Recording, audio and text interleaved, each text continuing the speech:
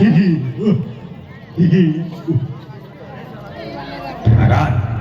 महाराज के भयो अप्ठ्यारो भयो हजुरलाई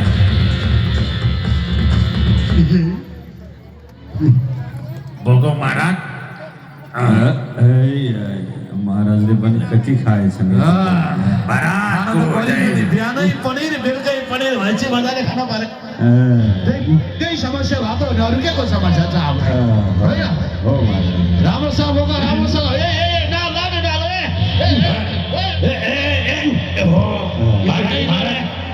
लड्नु भयो क्या महाराज झन्डै लड्यो नि कोही तोड त लाएन महाराज लायो होला नि कतै कतै आइया नि मारिको नि कसले यसले हो जसले भने बोक महाराज अलि राम्रोसँग बोक यो पकडिवालाले अलि बोकेन महाराज ए ल ल बिस्तारै बिस्तारै हो आनन्दसँग घुमाओ मोड काट ए अलि राम्रो छ हिँड ल हेर ल कता बङ्गाएको भने ए बाबु ए साइडको उठा महाराज मारेरै छोड्ने हो नि यिनीहरूले महाराज लौडले म तिमीहरूलाई कसले हो यसले मैले त होइन महाराज यसले के भयो तँलाई फोन लायो महाराज पेट दुख्यो महाराज खाछ भा नभा जे बाँकी ल्याएछ खाछ अनि पेट दुख्दैन अर्कोले खान सक्दैनस् मिठो पायो भने त धेरै खाएर हुन्छ महाराज म त अब पाल्की बोक्न सक्दिनँ महाराज के रे म त पाल्की बोक्न नसक्ने भयो महाराज साह्रै पेट लाग्यो अब यो बिच जङ्गलको बाटोमा बिचमा आएर कसले पाल्की बोल्छ मलाई ढिला भइसक्यो म कहाँ जान निस्केको थाहा छैन तिमीहरूलाई म त सक्दिनँ महाराज जो खोजेन खोज्नु म त हिँडेँ महाराज गएँ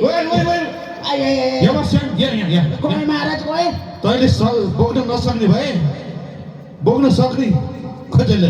जा महाराज यो पाल्की मिला हो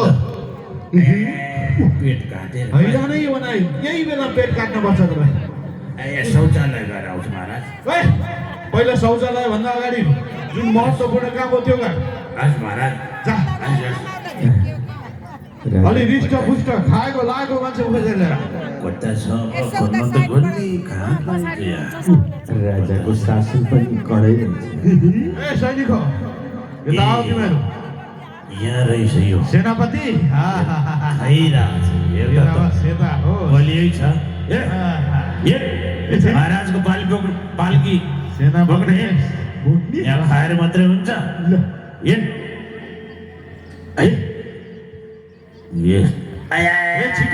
छिटो लिएर महाराज त मफैलाई लडाए महाराज के भयो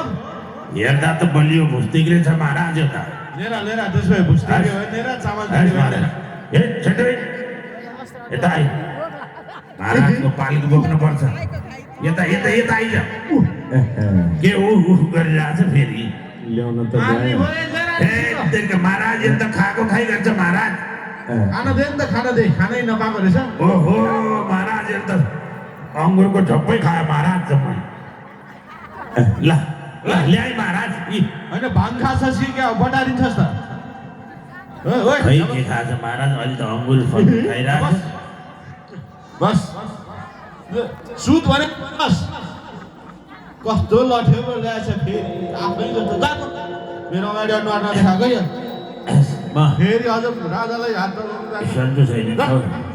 सन्चो हुनु पर्यो नि पाइखानातिर लाग्यो महाराज जा ए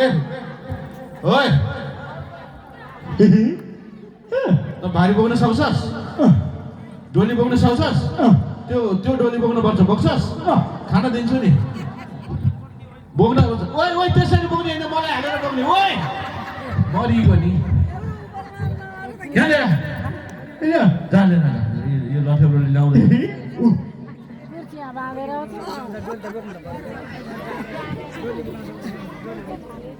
मर्छस् चिसो लगाएर थोरै खा बस मर्लास एउटालाई पेट दुखेर गयो अर्को पनि पेट दुखेर जानु पर्ला हो हेर बाबु मलाई अलि हतार छ है मलाई तुरुन्तै मुनिबर कहाँ जानु छ ल बोक बोक्ने बोक दा ल बोक खाने ए खाने खालास बोक झन् अवतारी आएछ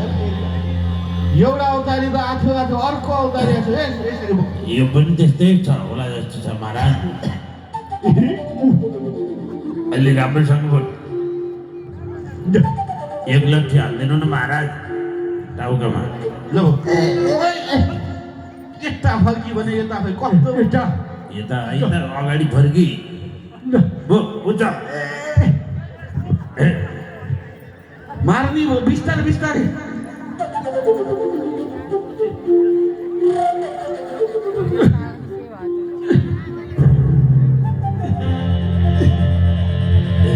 ओए झ्यालडुम छैन पार्न यो पाल्की कसले हल्लाएको यो पाल्की कसले हल्लाएको त्यसैले हो महाराज यो आएको नयाँ आएकोले यो पाल्की तैँले हल्ला होइन तँलाई कति भन्नुपर्छ यहाँ महाराज त्यसैले हो तँलाई त म दण्डनेले छोडेर यता आइज खाली यता आइज यता मेरो क्रोध देखेकै छैन तैँले महाराजलाई रिस उठाउँछस् तैँले सैनिक यसलाई समाज महाराज रघुगणलाई क्रोध आज तैँले अवश्य नै दण्ड पाउँछस् तँलाई दण्ड नदिई छोड्दिन ए दण्डले महाराज हजुरले क्रोध दण्ड नदेखाउनुहोस्। यसलाई नमारी छोड्दिन आज महाराज तँलाई मार्छु महाराज एकैछिन रोकिनुहोस्। तपाईँले आज यो पाल्कीमा बसेर गङ्गा सागर धाम जाँदै हुनुहुन्छ महाराज। हो गङ्गा सागर धाम जाँदैछु त्यो पनि किन थाहा छ ज्ञान आर्जन गर्नको लागि यी मेरा सैनिकहरूले मलाई बोक्दैछन् सुन्नुहोस् महाराज, अरू तीर्थ बारम्बार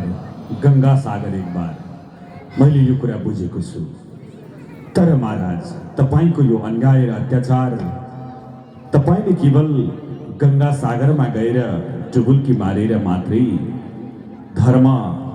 पुण्य प्राप्ति हुन्छ भन्ने ठान्नु भएको। म राजा हो, राजा भएपछि प्रजाले राजाको सुख भोग गर्नुपर्छ, राजालाई सुख दिनुपर्छ, खुसी पार्नुपर्छ। त पनि प्रजा होस्, त्यसैले मेरो खुसी तैँले दिनुपर्छ। महाराज तपाईँको आज्ञालाई म पूर्ण रूपमा समर्थन गर्छु, तर महाराज एउटा कुरा सुनेर सुन्नुहोस्। चामललाई पिसेपछि पिठो हुन्छ महाराज, पिठोलाई पिसेपछि मैदा हुन्छ, मैदालाई जति पिसे पनि त्यो मैदाको मैदै हो महाराज। फेरि अर्को कुरा, एउटा